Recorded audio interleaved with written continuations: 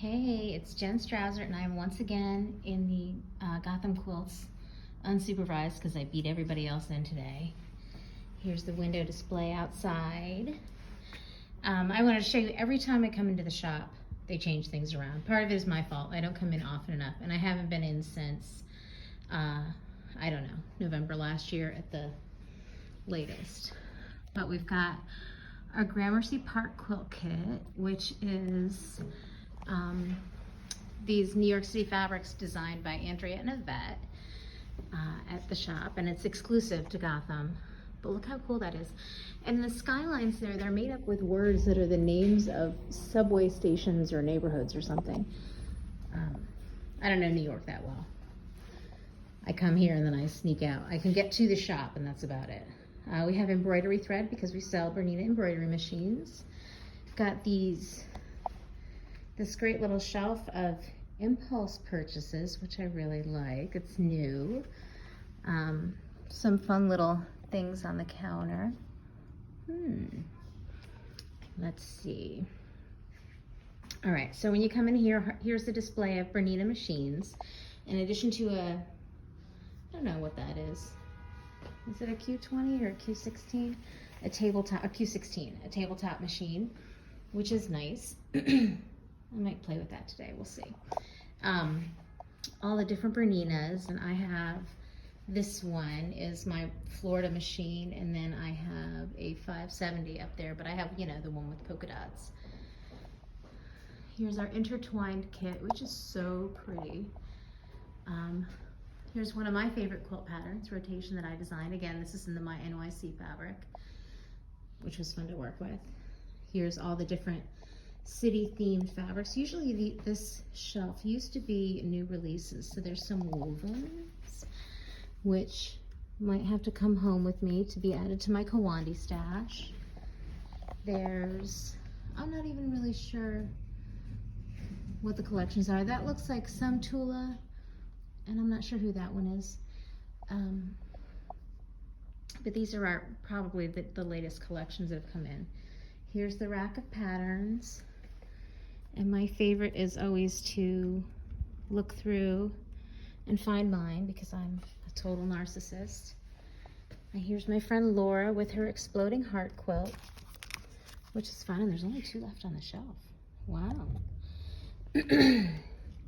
But this is always a fun place to look for patterns to buy that I probably will never make because I don't have enough time. Here we've got our wide backs, which are one of my favorite things to buy if we're gonna be, you know, throwing something on the long arm. Why bother a piece in the back if I can save the time? More fabric. So these walls are collections.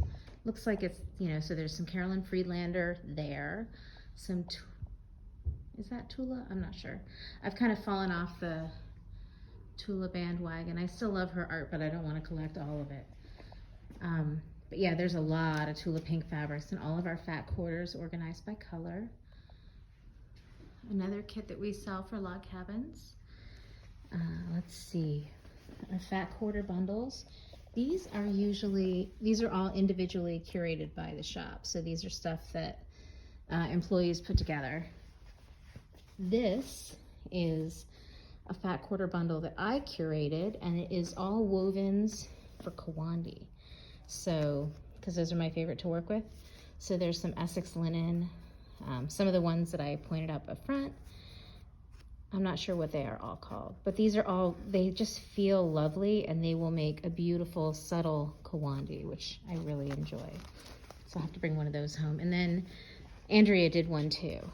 So this one is all in pinks and purples because we've got the blues and greens. And wouldn't they look gorgeous together? Oh my goodness. I love working in a quilt shop. We got other pre-cuts. We've got some jelly rolls or 2.5-inch strip sets. We've got, this is something that was new last time. This is, I think these are long quarters. Yeah, so they're 1/4 yard cuts. Probably mostly bolt ends and stuff. But it's always fun to look through here and see what it is. I think this is from Glyphs by E-Bond. So there's some fun stuff in there to play with. What else? Let's see.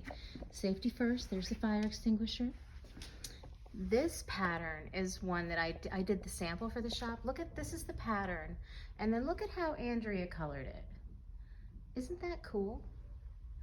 What a difference just adding some color makes. And that one's actually really fun to make. The pattern calls for the skyline at the bottom to be needle turn applique, the black silhouettes, but I just did it raw edge on my machine. We've got books, more fabric, which I'm not sure who this is, but at a guess, I would say Carolyn Friedlander. Let's see. I can't see, but it's really pretty. And it's some linen too. So once in a while, Robert Kaufman sends out linens that are printed, which are really nice. And then they also do canvas. If you're gonna do a canvas, don't use canvas for the Kawandi or hand stitching. It hurts my fingers a lot. So this is, oh, this is all wovens on this shelf. How nice. Makes it easy to find. These are the soft ones that I like to work with for my Kawandi stuff. Batiks. Look at those saturated colors. Oh. All right, more fat quarter bundles. This is one of my favorite products that I think is kind of underutilized. This is pre-made bias tape. Moda makes it. It is fantastic. If you don't enjoy cutting bias, look at all the different colors they have. And I'm sure we don't even carry all of them, but they have solids, they have, and grunge, which makes it so much easier to just buy some yardage of the bias, and it's only $2.50 a yard. It's really not that expensive at all if you consider how much time it would take. So let's see, here's another pattern. I think this is the Muse block of the month. I'm not 100% sure. I was in Florida, so I wasn't paying attention to anything. Here's our color wall, and all of the fabrics, once they move out of different collections, like as we get a new collection in and we need more shelf space, they get moved into the colors, which is always fun to play with. If you're putting a quilt together, you can just come in, you know, I need a green, dark green, let's try that one. Let's see, here is needlework stuff. Well, so at the bottom of this shelf, there are fat quarter bundles, and maybe half yard bundles too, it looks like. Then we get into some Sashiko stuff and embroidery stuff, some patterns for cross stitch, and then we even have some of them that we have the thread pack together, so you don't have to look at the pattern and open it up and see which threads you need to find, because you know that's a lot of different colors. Somebody in the shop already did that, which is so nice. It makes it so easy. Sashiko thread, which I have to get some of this for my mother today. Sashiko fabric, also good for Kawandi because it's kind of loosely woven with some nice chunky yarns. Embroidery samplers, hand-dyed embroidery floss. Oh, it's so nice. Thread organizers, all different colors of embroidery floss. Pearl cottons, and then we're gonna go around. Oh, look at these. These Allison Glass pearl cotton sets.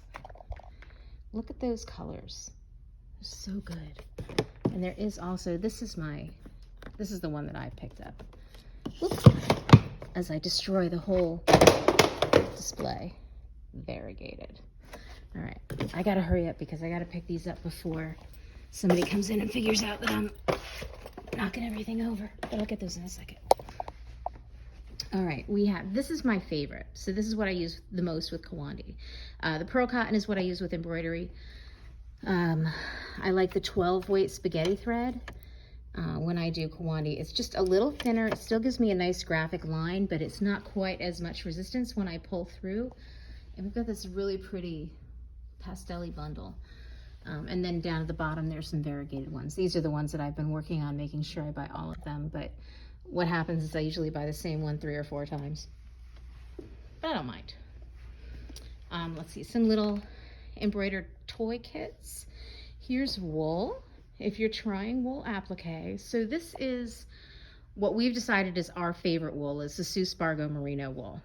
And she sells these little colored packets. They're really nice. It's really soft. If you're thinking about scratchy wool from when you were a kid, this is not it. This is merino wool. These are also really nice. These 5-inch charm packs of wool. Good if you're doing stuff with you want a little bit of variety. This brand is a little scratchier than the merino, but it's still nice. And then these little sets of smidgens, which come with a cute little button and all these 2.5-inch squares, which I have a project idea for that. And if you like appliquing circles but don't like cutting them, here you go. For only $25, you get 72 circles all cut and a nice little pouch to keep it organized in. Some more quilt kits on the bottom here. And then this counter used to be over there. They reorganize the store every time I leave.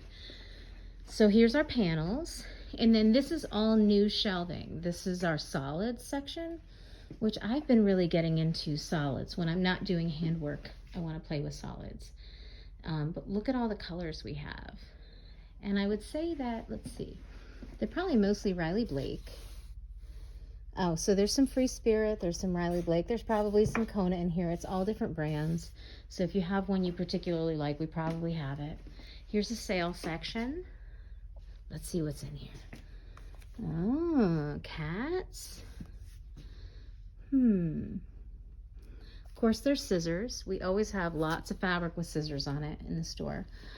These ladies, the pincushion ladies from Deb Fisher from Fish Museum and Circus, these are sold out in a lot of different places. So if you've been looking for those, this is a good place to get them. And here's that Tula Pink Curiouser and Curiouser. This is actually one of my favorite prints from that collection. I'm surprised it made it to the sale section. But that's pretty much it. So behind here, you can see bathroom, more fabric. This is probably for your block of the months and stuff. And this is where kits are made and where shipping is done, and that's the office. So, hope you enjoyed a behind the scenes tour.